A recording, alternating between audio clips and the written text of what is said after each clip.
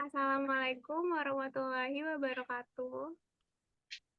Waalaikumsalam. Kami dari kelompok 5 ingin mempresentasikan tentang proyek akhir bootcamp yang berjudul menentukan klasifikasi bunga iris dengan metode algoritma KNN. Pertama-tama, perkenalkan nama-nama anggota kami, yaitu saya sendiri, Siti Mutia Sofianti, dengan NIM 221011000055 yang bertugas membuat PowerPoint. Saya Riana Nurlita dengan NIM 1910110506161 yang bertugas membuat coding. Perkenalkan, nama saya Salsabila Putri Sugiharto dengan NIM 201011001008 yang bertugas untuk membuat coding. Perkenalkan, saya Pradina Arfiananda dengan NIM 201011000011 yang bertugas membuat coding. Saya Intan Putri Sofiani dengan NIM 2110111000029 dengan tugas membuat PowerPoint. Oke, kita akan memasuki pada latar belakang mengapa kami mengambil judul tersebut. Iris adalah salah satu dataset yang populer dan dapat ditemukan dalam literatur pengenalan pola yang telah disusun oleh Fisher 1936. Dalam proses penentuan bunga iris, ada 4 faktor yang merupakan karakteristik dari bunga iris sendiri, yaitu sepal length atau panjang kelopak, dan juga ada sepal width atau lebar kelopak, lalu ada petal length atau panjang mahkota bunga, dan ada petal width atau lebar mahkota bunga. Dalam penelitian ini, peneliti bertujuan untuk menggunakan metode algoritma KNN untuk menentukan pengklasifikasian jenis bunga iris. Adapun rumusan masalahnya yaitu bagaimana pengklasifikasian bunga iris dengan metode algoritma KNN. Baik, selanjutnya untuk pengambilan dan pengolahan data. Untuk pengambilan datanya sendiri, kita ambil dari situs web Kaggle.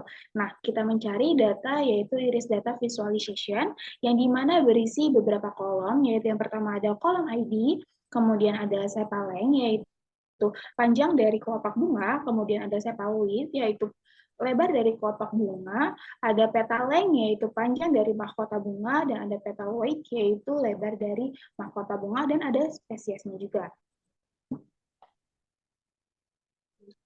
Kemudian, langkah-langkah yang kita lakukan untuk pengolahan data, yang pertama yaitu ada kita mengimport library-nya. Kita mengimport pandas yang berfungsi untuk mengolah data dalam data frame atau bentuk table.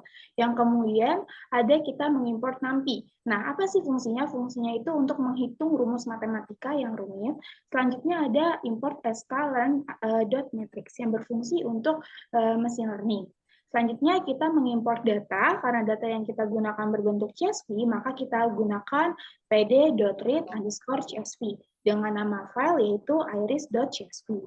Nah, selanjutnya data.shape. Apa sih fungsinya? Fungsinya itu untuk kita melihat nih ada berapa kolom dan juga berapa baris data yang kita gunakan. Ternyata kita menggunakan 6 kolom dan juga 150 baris. Yang kemudian ada data.height 5. Nah, ini berfungsi untuk menampilkan 5 data teratas yang kita punya. Selanjutnya, data.describe yang berfungsi untuk menampilkan statistik deskriptif dalam data pandas data frame atau series. Kemudian kita melakukan pembersihan data dengan cara yaitu data clean sama dengan data.dropna axis sama dengan 0, yaitu yang berfungsi untuk menghapus baris atau kolom yang mengandung missing value. Kemudian data clean.describe yaitu untuk menampilkan deskriptif data dari variabel data clean. Selanjutnya kita mengecek nih masih adakah data yang bernilai kosong. Nah, dengan cara data.isNull buka kurung tutup kurung .sum buka kurung tutup kurung. Selanjutnya yaitu data nonique buka kurung tutup kurung yang berfungsi untuk melihat banyaknya isi dari setiap variabel yang kita punya. Selanjutnya, kita membagi data menjadi beberapa spesies terpisah dengan memasukkan kode data.groupby, buka kurung spesies, tutup kurung dot size buka kurung tutup kurung. Dan kita membagi data ke dalam fitur dan label. Di sini kita membuat variabel namanya features berisi list panjang kelopak dengan satuan cm, terus lebar kelopak dengan satuan cm, panjang mahkota bunga dengan satuan cm, dan lebar mahkota bunga dengan satuan cm.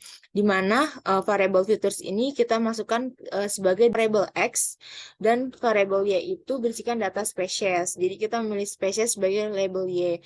Terus kita menampilkan dimensi data label X dan Y, di mana label X itu terdapat 150 baris dengan 4 label Y ini terdapat 150 baris dengan 1 kolom.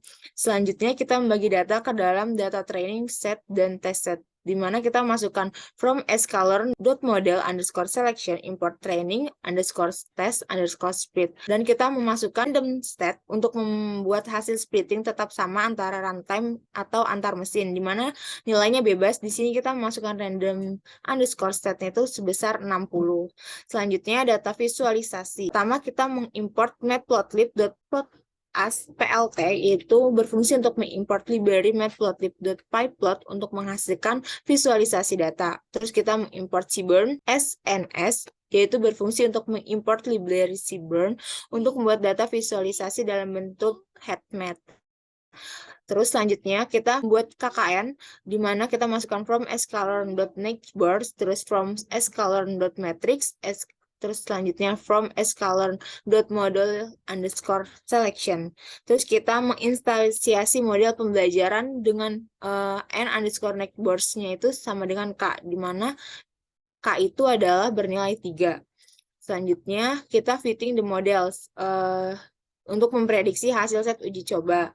Dan selanjutnya kita memprediksi akurasi, di mana kita membuat variabel bernama akurasi sama dengan akurasi underscore score buka kurung tes underscore y, y underscore pred tutup kurung. Prediksi akurasinya itu didapatkan sebesar 94,73 sekian persen. Selanjutnya kita membuat daftar K untuk KKN-nya dengan membuat variabel K underscore list sama dengan list buka kurung range buka kurung 1,50,2 tutup kurung.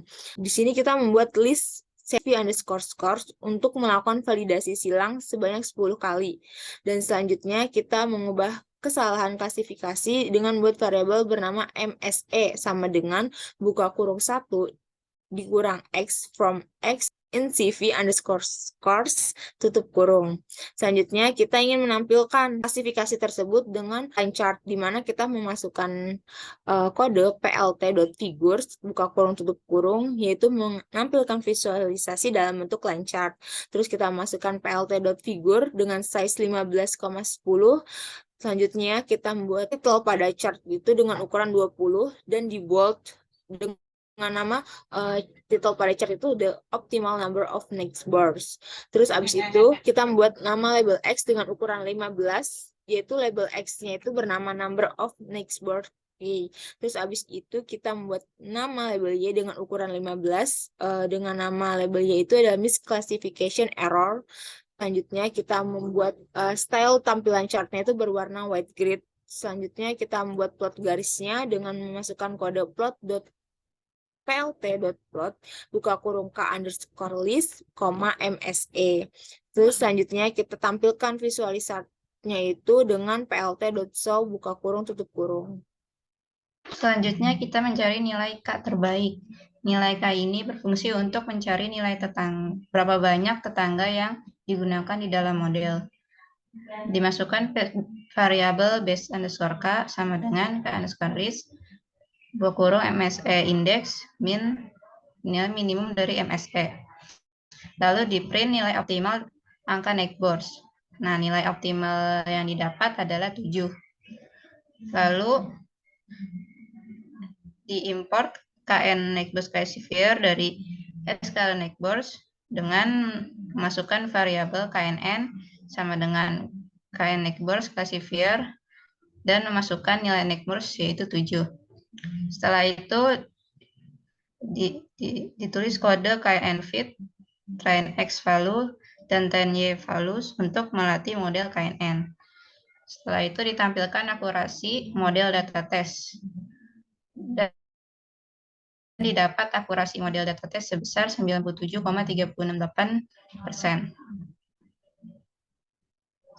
Ini adalah tampilan visualisasi data untuk mencari nilai optimal K dengan menggunakan line chart. Nilai optimal didapat dari nilai minimum MSE yang didapat sebesar 7.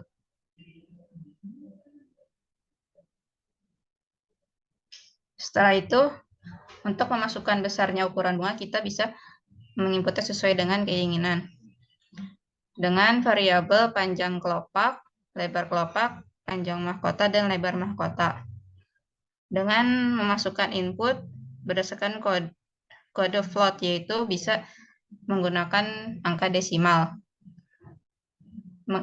Input ini dengan angka sesuai dengan keinginan. Masukkan panjang kelopak bunga sebesar 10 cm, masukkan lebar kelopak bunga yaitu 2 cm, masukkan panjang mahkota bunga sebesar 4 cm, masukkan lebar mahkota bunga sebesar 3,5 cm. Lalu ditulis variabel dengan menggunakan data list sesuai variabel-variabel yang tadi. Data ukuran sama dengan panjang kelopak, lebar kelopak, panjang mahkota, dan lebar mahkota. Lalu membuat array napi baru yang berisi data ukuran dengan memasukkan kode xnew sama dengan np_array buka kurung data ukuran sesuai dengan data list yang tadi, lalu memprediksi KNN dengan data pada xnew dengan prediksi sama dengan KNN predict xnew. Setelah itu di print hasil prediksi. Nah, hasil yang didapat dengan memasukkan angka panjang lebar kelopak bunga dan mahkota bunga tadi, yaitu didapat spesies bunga iris, yaitu Iris virginica.